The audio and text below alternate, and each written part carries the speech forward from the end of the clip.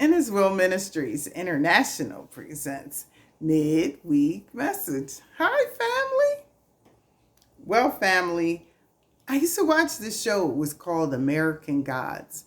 And it was basically about the old pagan gods trying to find relevance in nowadays up against the new, all these are small g gods now, the new small g gods like technology and social media. So it was good. My favorite character was Mr. Nancy, and he was loosely based on Anansi, who was usually depicted as a trickster spider in the Anansi stories. But I digress. I was thinking about who are the American gods? And so I realized that they're not gods, they're principalities. So, what principalities are venerated in America? So, as long as there is, excuse me, as long as there is legalized smortion clinics in America, Moloch will be venerated. And Moloch is depicted usually as an owl. And OVO venerates Moloch. If you know, you know. As long as there is that do what thou wilt,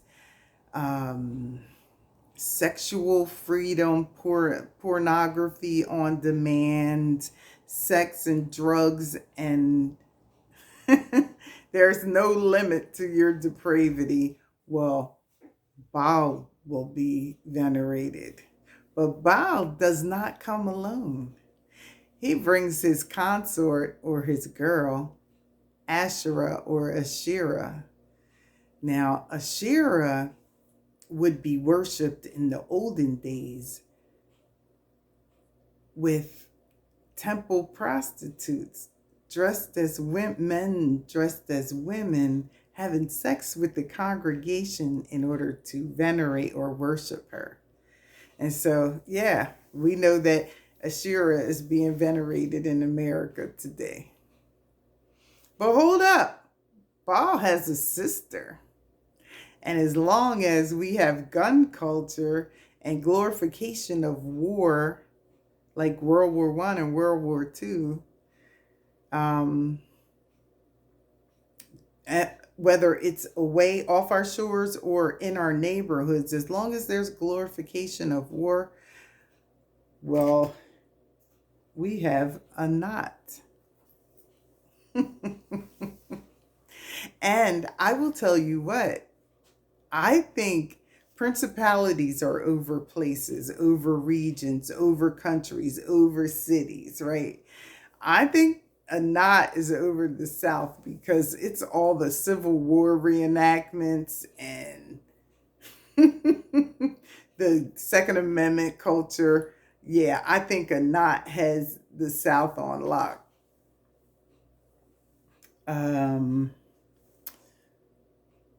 Okay. In 2008, there was a bank failure, major bank failure, major.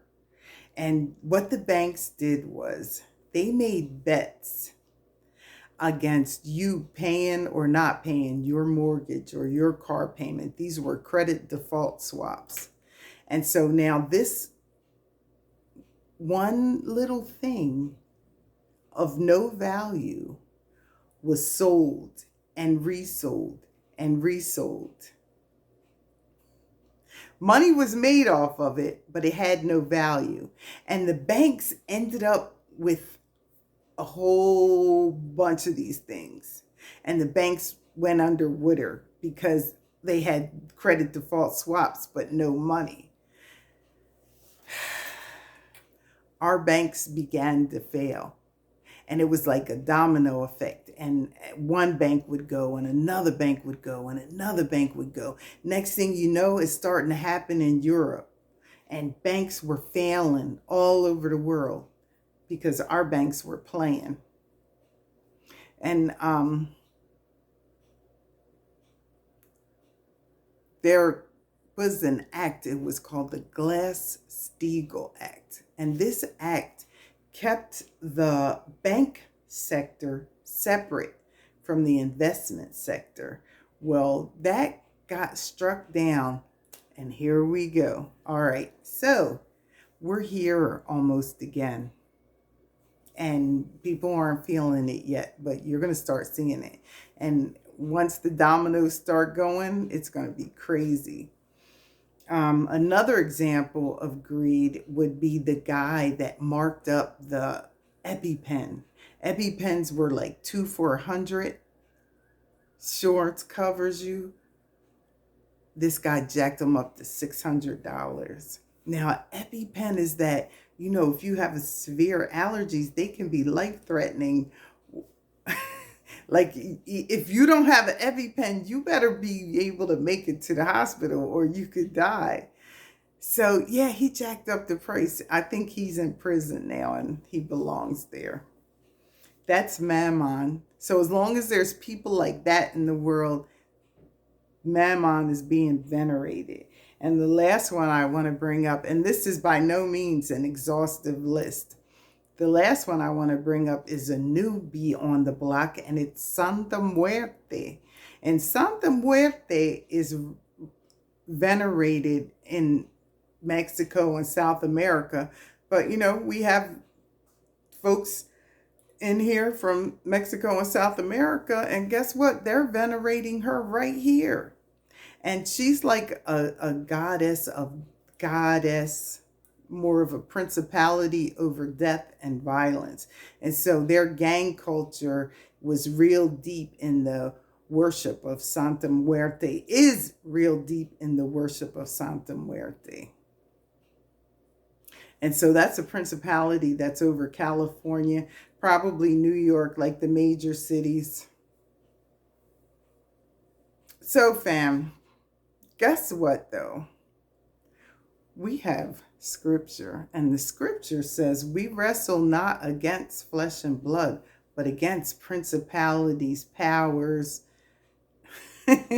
etc., etc. And that's Ephesians chapter 6, verses 10 through 16. And this is where we're taught to put on our full armor. And this is where we're taught to pray. So how do we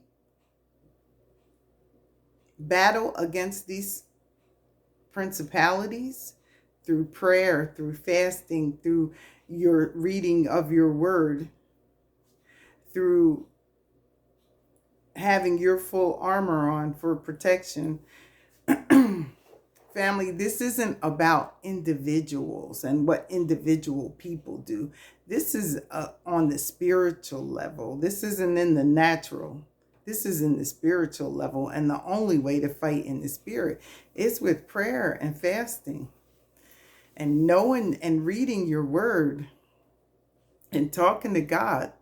So, yeah, this is a spiritual fight. You have to start praying over your home, praying over your neighborhood, praying over your city, praying over your state. We have to bind and rebuke these principalities. They're not stronger than God. We have to get these principalities out of here. So start adding that in your prayers, fam. Start praying over your families and your homes and your city and your neighborhood and your country. All right? Get to praying. We're going to get these principalities out of here. Bind and rebuke those principalities. Join us again next time when In His Will Ministries International presents Midweek Message. Until then, bye.